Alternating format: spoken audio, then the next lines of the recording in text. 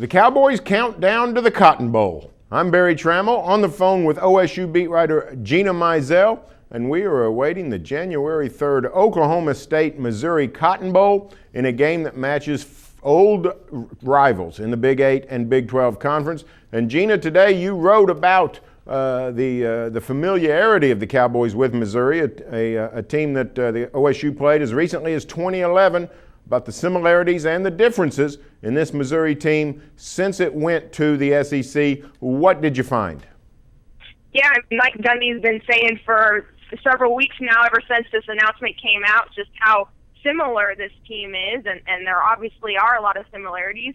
Gary Pinkel's still the coach, James Franklin's still the quarterback, a lot of similar schemes on offense and defense, but I came up with three key areas that are different.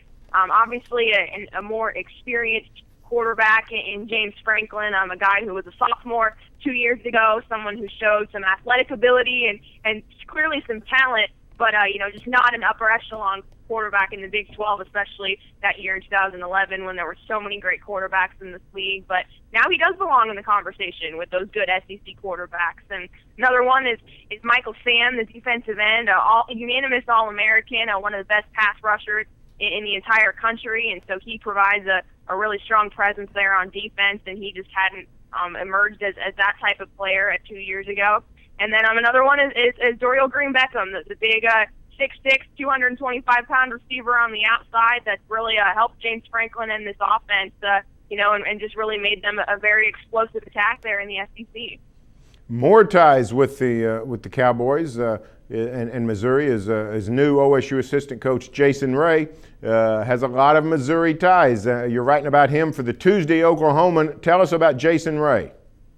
Yeah, I mean, he wasn't in Missouri that long ago. His last game was actually the 2008 Cotton Bowl, and so he obviously played under Gary Pinkel. He played under many of these assistant coaches. He talked to me about how he was just back out there in the spring, and pretty much everybody from equipment managers to training staff to just all the support staff around the program, and everyone's pretty much the same under Gary Pinkel. So he said obviously he'll enjoy getting a chance to catch up with those guys at some of the social events that surround a bowl week. It's not all practice and all business. You do actually get a chance to socialize a little bit.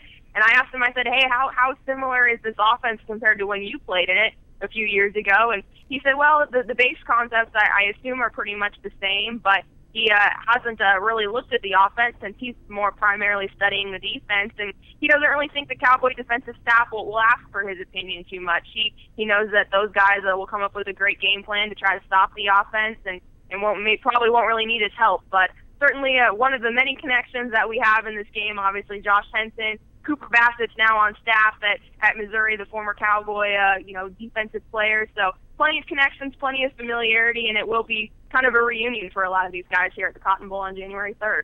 Of course, OSU and Missouri in the same conference together from 1960 through 2011 in terms of football. And we asked a lot of people this in Stillwater last week. Does this feel like an SEC opponent, or does it feel still like it's an old Big 12 type matchup? The Cowboys often went 2 straight years without playing Missouri, so it's even the rotation is a little bit similar. Is this game starting to feel like a Big 12 SEC matchup, or does it have the feel of just an old Big 12 game? Yeah, it's kind of interesting. Mike Gundy was asked about that at his press conference on Thursday, and he said that he's accidentally kind of caught himself, during bye weeks or certain things like that, flipping through channels, and if the Missouri game is on, he'll kind of stop and watch because, in his subconscious, he's thinking, oh, we might play these guys this year, when really, until the bowl announcements came out, he wouldn't have played Missouri this year. So I think a lot of people, are kind of looking at this as, oh, it's an old, Big 12 game and kind of a rivalry renewed, I guess. But, certainly it's going to be a big-time bowl game no matter who you're playing. And obviously Missouri had tons of success in the SEC and had a chance to win that league a couple weeks ago. So I think no matter whether it feels like an SEC Big 12 game or a Big 12 rivalry game, it's still going to be a really good contest. I think one of the best bowl games of the postseason. And so I think people are just looking forward to a solid football game. Well, thanks, Gina. We will check back with you when you get down to Arlington. All right, sounds good, Barry. And that's it from Gina Mizell. That's been the OSU Update. Remember, stay tuned for further OSU coverage every day in the Oklahoman and here on News OK.